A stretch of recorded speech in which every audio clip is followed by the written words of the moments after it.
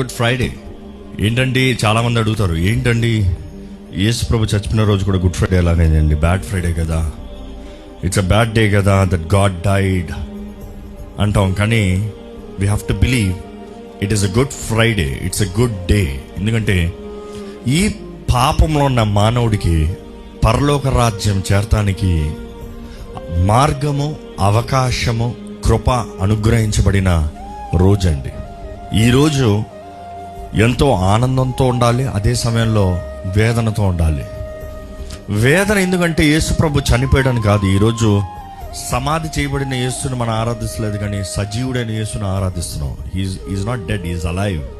కానీ మన స్థితిని గురించి, మనకి రావాల్సిన శిక్ష ఆయన మోసాడు, ఆయన ప్రేమ ఎంత గొప్పదో, అదే సమయంలో మన జీవితం ఎలాంటి పరిస్థితుల్లో ఉంది, మనం ఎటువంటి పరిస్థితుల్లో ఉన్నాం, ఇంతగా దేవుడు తన ప్రాణాన్ని అర్పించిన తర్వాత మనం ఇంకా పాప స్థితిలో ఉన్నామా గ్రహించుకున్న రోజు.